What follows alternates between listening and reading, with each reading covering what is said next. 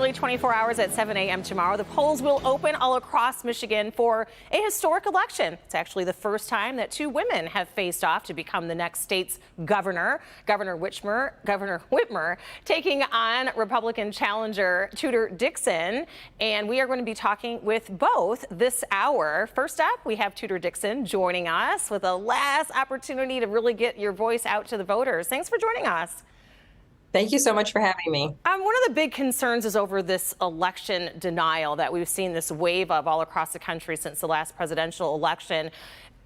Whatever the outcome is, will you accept that? If we can make sure that the Secretary of State is going to run a fair election according to the rules this year, we feel confident. We have a great team on the ground. Things are much different than what we saw in 2020. So we feel like we're going to have a great night on Tuesday night. And one of the things that we're seeing a lot of is voter intimidation. There's a lot of concerns over voters just simply heading out to try and cast their ballots and be intimidated about that, maybe even discouraging voters. What's your message to those voters that are concerned among your supporters?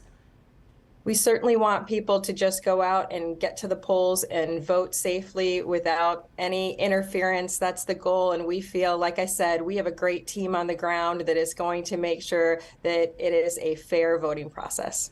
We have a big health concern going on right now. Of course, we weathered through a pandemic, and you were very critical with how Governor Gretchen Whitmer handled the COVID pandemic. But right now it's RSV. We're seeing pediatric units filling up in hospitals. It's a huge concern here in Michigan.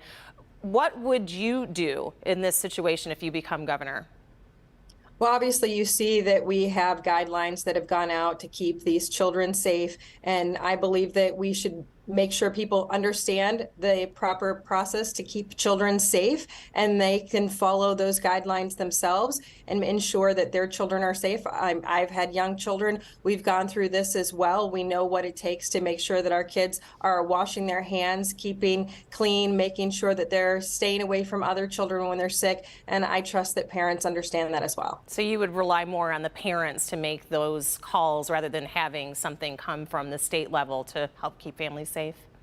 No, I'm saying that we would give the medical advice out to the public and explain to them how they can keep their children safe. I had the opportunity to speak in Grand Rapids yesterday. There's a women's summit going on for the Michigan Association of secondary school principals. There were principals, teachers, administrators, educators, and kids, and education is a major, major concern with funding. And what is your message to those educators?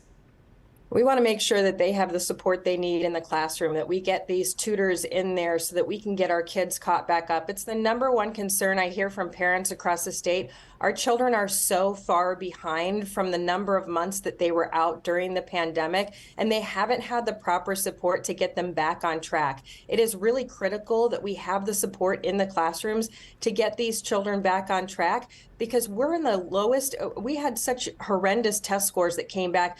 Nearly 60% of our third graders failed their reading exams in the spring. We are severely behind. We're in the bottom 10 in the nation. Everyone I speak to wants to see Michigan in the top 10 in the nation again, and I believe that we can achieve that.